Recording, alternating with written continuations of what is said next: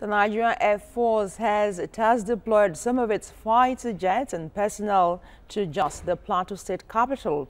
The deployment was ordered by the Chief of the Air Staff, Air Marshal Sadiq Abubakar, in compliance with the directive of President and Commander-in-Chief of the Armed Forces, Muhammadu Buhari, to ensure that an end is put to the current spate of violence and killings in the state.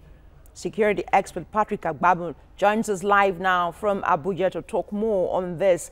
Many thanks for joining us, Patrick. The Air Force has decided to send in fighter jets and deployment of some personnel. But is this a little too late? Yeah, I think it's coming late. We are surprised that there was no immediate response. After the first attack on Sunday, there were no strong presence of the military to prevent a reprisal attack. Knowing the history of attacks in that area, we definitely would have been planned that there will surely be a reprisal attack. We expected that the security agencies, particularly the Operation Safe Haven, should have responded and prevented the attack that happened on Monday. So how would you describe this clash between the Fulani headsmen and also residents in Plateau State, which seems to be going on and on without any respite, any solution in sight?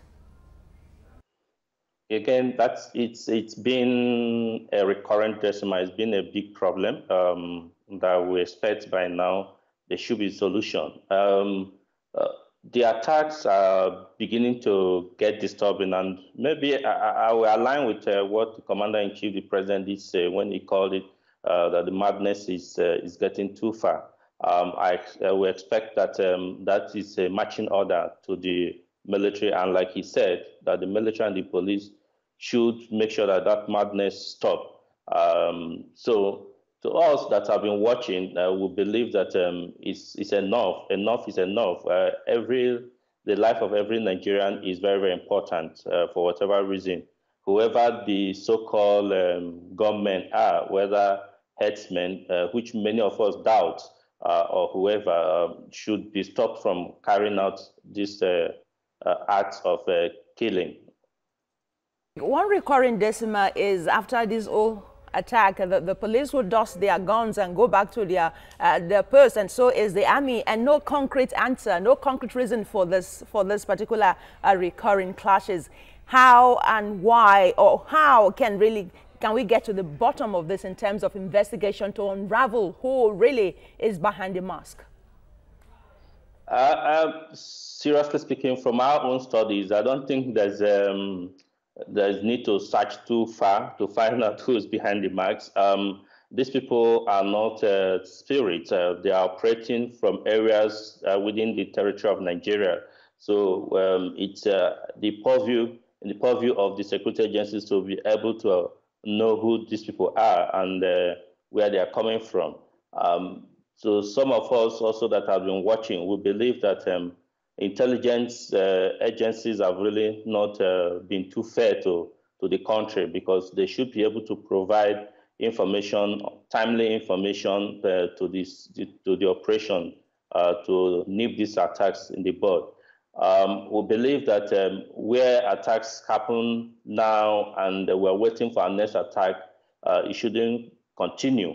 But I'm confident that with the marching order given by the Commander-in-Chief, that I think we will see an end to it. But to wait for the Commander-in-Chief to give the marching order is reasons why some of us are a bit surprised and worried. We know again that maybe the strength, the manpower of the armed forces is being challenged this period, because there are so many operations going on all over the country simultaneously, and that could affect the number of men that are on the field fighting. Maybe we should also encourage that more manpower should be recruited, because these things will continue to happen. We're also happy that with the various operations that are the exercises that are going on, because this will make the soldiers to be operationally ready in case of any attack anywhere. But to answer you directly, I would say that it's quite troubling and disappointing that these attacks are continuing. Quite troubling and disappointing there. And from what you're analyzing also, that the security forces on ground may not be enough to handle the situation right now in Plateau State. So if I put this, let me put this question here. Do you think perhaps a local vigilante might be, might contribute here so that this kind of situation might not be too difficult to handle in the end in terms of supporting the security operatives here? Yeah, I know, and I must give kudos to the current Chief of Army Staff, Lieutenant General Buratan. He has always elicited the support of the communities to support in the various operations that are going on. We can see that it in the northeast, and where you have the civilian JTF and the hunters joining in the operation. We expect that also that in other operations going on, particularly in the Operation Safe Haven, that we should have the communities also forming a vigilantes kind of to support the military. But talking about vigilante, we need to be able to find out on which side these communities belong to, because we know that the natives in that area are the ones that feel aggrieved. They feel that some people are coming from outside their communities and attacking them. So we expect that they should collaborate with the security men on ground to protect their territory by way of giving timely information so that lives can be saved. Right, Patrick, we're wrapping up now, but this is the last question, I think. Let's talk about the issue of mistrust, talking about the Nigerian Army.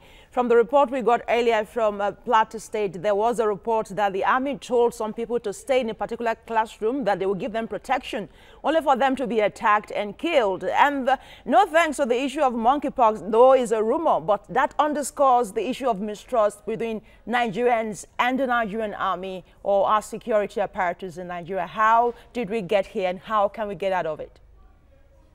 That report is still not confirmed. It's still under investigation, and some of us don't believe that state-financed security agencies, whether Nigerian Army or whichever security agencies, will get innocent people together and get them killed.